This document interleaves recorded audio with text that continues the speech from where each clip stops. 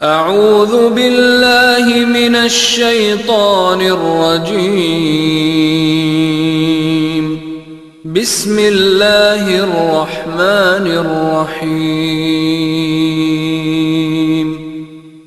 قبل خمس، 5 چیزوں کو 5 چیزوں سے پہلے غنیمت جاننا۔ وہ 5 چیزیں میں آپ کے سامنے رکھنے والا ہوں۔ یہ پیارے پیغمبر کا فرمان صرف اس کے لیے نہیں تھا، پیارے پیغمبر کی رسالت، آپ کی نبوت عالمگیر ہے، 4 سو کے لیے ہے، ساری کائنات کے لیے ہے، قیامت کی دیواروں تک کے لیے ہے۔ یہ نصیحتیں ہماری اللہ تعالیٰ نے بیان کرتی ہیں کہ جب آپ بوڑھے ہو گئے اور آخذہ اللحم، آپ کو گوشت نے پکڑ لیا، کیا مطلب کہ آپ کا جسم موٹا ہو گیا، تو امام کائنات پھر بیٹھ کر تہجد پڑھنے لگ گئے۔ بیٹھ کر نبی کریم صلی اللہ علیہ وسلم نے تہجد کی نماز جو ادا کیا کرتے تھے۔ کیوں؟ جوانی کا عالم اب ختم ہو گیا ہے، بڑھاپا آ گیا ہے، تو بڑھاپے کے اندر اللہ کے نبی بھی بیٹھ کر نماز پڑھ رہے ہیں۔ تو نبی کریم صلی اللہ علیہ وسلم کو بیٹھ کر بھی نماز پڑھنے کا ثواب پورا ملتا تھا، لیکن اگر ہمارا کوئی آدمی بغیر بیماری کے وہ بیٹھ کر نماز پڑھے گا تو اس کو نصف ثواب ہوگا۔ تو نبی کریم صلی اللہ علیہ وسلم نے فرمایا، او مان شبابہ کا قبل حارمی کا، اپنی جوانی کو غنیمت جان، بڑھاپے سے پہلے کام کاج کر، مال اکٹھا کر، غریبوں، مسکینوں، یتیموں کے اوپر، بیوہ عورتوں کے اوپر خرچ کر۔ نتیجہ کیا نکلے گا؟ تیرا صدقہ تیرے رب کے غصے کو مٹا دے گا، اور تیرا صدقہ کیا ہوا جو ہے وہ اللہ رب العالمین کہ ہاں جب قابل قبول ہو جائے گا، تیرے لیے کل قیامت کو جہنم کی آگ سے ڈال بن جائے گا۔ یہ ہے پیارے پیغمبر جناب محمد رسول کے فرامین۔ اور اس کے ساتھ پھر بندہ حج بھی کرتا ہے، عمرے بھی کرتا ہے، گناہوں کے مٹانے والے سارے کام جو ہے وہ بروئے کار لاتا ہے۔ اس لیے جوانی کو غنیمت جانا کرو کہ اللہ رب العالمین نے صحت دی ہے، تندرستی دی ہے، جوانی دی ہے۔ اللہ رب العالمین اس کے اندر ہمیں وہ کام کرنے کی توفیق عطا فرمائے کہ جو رب کو پسند آ جائے۔ اور دوسری چیز آپ نے کیا فرمایا؟ صحت کا قبل سقم کا، اپنی صحت کو غنیمت جان اپنی بیماری سے پہلے۔ بیماری سے پہلے اتنے نیکی کے کام کر، اتنے نیکی کے کام کر، جب تو بیمار ہو جائے رب العالمین وہ سارے نیکی کے کام وہ صحت کے اندر کیے ہوئے بیماری کے عالم میں تیرے کھاتے کے اندر درج کروانا شروع کر دے۔ جب بندہ بیمار ہوتا ہے تو اللہ فرشتوں کو پوچھتا ہے، وہ میرے فرشتوں، وہ میرا بندہ پہلے اتنے نفل پڑھتا تھا، وہ میری طرف ان کا مطلب ہے سارے کے سارے اعمال تم لے کر آتے تھے، اور اتنا ذکر اذکار کرتا تھا، اتنی تلاوت قرآن کرتا تھا، اتنا یہ کام کرتا تھا، اتنا یہ کام کرتا تھا، اب کیوں نہیں لے کر آتے؟ اللہ وہ تو تیرا بندہ بیمار ہو گیا ہے۔ اچھا میرا رب کو پتہ نہیں؟ پتہ ہے سارا رب کو، لیکن پھر فرشتوں سے رب کیوں پوچھ رہا ہے؟ وہ فرشتوں کی گواہی ڈلوانے کے لیے، فرشتوں کو گواہ بنانے کے لیے رب ان سے کیا کرتا ہے؟ دریافت کرتا ہے یہ چیزیں۔ تو اللہ وہ تو بیمار ہو گیا ہے، اچھا میرا بندہ کتنی بار ذکر اذکار کرتا تھا میرا؟ اللہ اتنی بار، 100 بار، 1000 بار۔ اچھا ان کا کتنا ثواب بنتا ہے؟ کتنے نفل پڑھتا تھا؟ ان کا کتنا ثواب بنتا ہے؟ صدقہ خیرات کتنا کرتا تھا؟ ان کا کتنا ثواب؟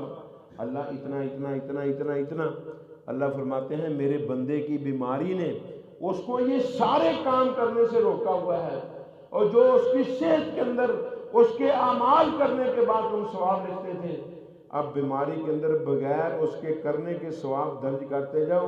میرے بندے نے بیماری کی وجہ سے یہ کام نہیں کیے، میں اس کے ثواب کے اندر کمی نہیں کروں گا۔ اس لیے پیارے پیغمبر فرمایا کرتے تھے، صحت کا قبل حرم کا نا، صحت کا قبل سقم کا، اپنی صحت کو غنیمت جان اپنی بیماری سے پہلے۔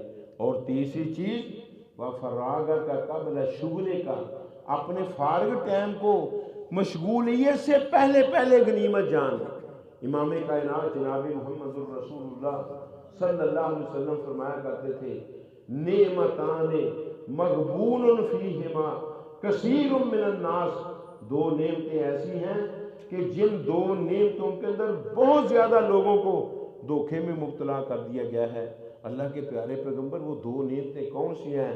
आप में अस्सेहत वल फराग, एक सेहत और दूसरा फारग टाइम। सेहत के अंदर वो काम नहीं करते, वो अमाल नहीं करते जिनको अल्लाह रब्बुल आलमीन उनसे पसंद करता है। बुढ़ापे के आलम में भी उनको देता है और बीमारी के आलम में भी उनका स्वाब अल्लाह दर्ज करवाता है।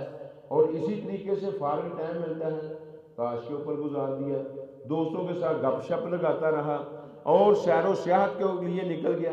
और तुझे अल्लाह ने फारग टाइम दिया था, तुझे चाहिए था तलावत कुरान के अंदर गुजारता, नफल नवाफिल के अंदर फारग टाइम गुजारता और इसी तरीके से फारग टाइम के अंदर नेकियां करने वाला बनता, प्यारे पैगंबर की ज़ात अक़दस के ऊपर दरूद पढ़ने वाला तू बन जाता, ताकि जब तू मशगूल होता रब फरमाते और मेरे बंदे की मशगूलियतों की वजह से मेरा बंदा ये चीज़ें नहीं कर पाता, मेरे फरिश्तों लिखो इसका भी सवाब।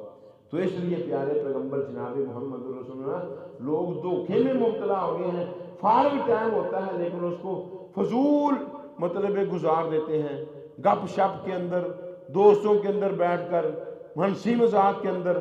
जिस तरह आज मतलब हमारे लोग जो है ना इस तरीके से इन वक्तों को क्या करते हैं, फजूल खर्च कर देते हैं। और नहीं, तेरी ज़िंदगी का एक एक लम्हा, तेरी ज़िंदगी का एक एक सांस, तेरी ज़िंदगी का एक एक मतलब जो लम्हा है वो तेरे लिए कीमती से कीमती है।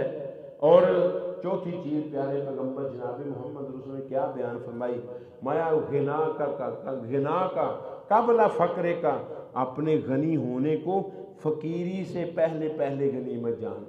गनी है तू, मालदार है, कर रब के रास्ते में खर्च, कोई पता नहीं कल तू फ़कीर हो जाए, कल तू मोहताज हो जाए, ना सदके खैरात कर सके। लेकिन सदके खैरात जब तू गनी था किए हुए जो है, और रब्बुल आलमीन तेरे फ़क्र के अंदर भी उनका सवाब लिखवाता रहेगा। इंसान को कभी रब के रास्ते के ऊपर खर्च करना नहीं भूलना चाहिए। आज मेरे पास पैसा है, कल पता नहीं ये किसके पास चला जाएगा। ये दौलतें जो होती हैं ये तो दीवार के ऊपर बैठने वाले कौवे की मानंद हैं। आज तेरी दीवार के ऊपर बैठा हुआ है, कल किसी और की दीवार के ऊपर बैठ जाएगा। दौलत का माना ही घूमना होता है। दौलत को दौलत क्यों कहते हैं? क्योंकि ये घूमती रहती है, कभी किसी के पास, कभी किसी के पास, कभी किसी के पास। इसलिए प्यारे पैगंबर जनाब मोहम्मद रसूल ने गिना का कबला फ़क्रे का, अपने गनी होने को फ़कीरी से पहले पहले जो है वो गनीमत जान। और आखिरी वसीयत प्यारे पैगंबर ने जो उसको की और उसको गनीमत जानने का नबी ने उसको आर्डर दिया, वो क्या है कि हयात का कबला मौत का, अपनी ज़िंदगी को अपनी मौत से पहले पहले गनीमत जान। ज़िंदगी को मौत से पहले गनीमत कैसे जानना है दोस्तों? ज़िंदगी के अंदर ऐसे अमाल करे कि जब वो मर जाए फिर रब उसकी कब्र के अंदर उनका स्वाब जो है वो सप्लाई करने वाला बन जाए। अपनी ज़िंदगी के अंदर मदारस बना, मसाजिद तमीर करवा और इसी तरीके से रास्ते बनवा और नलके जो हैं वो अपनी ज़िंदगी के अंदर जगह जगह लगवा, ताकि तेरे मरने के बाद ये सदके जारिये जो हैं वो तुझे मरने के बाद भी तेरी कब्र के अंदर उनका स्वाब पहुंचता रहे।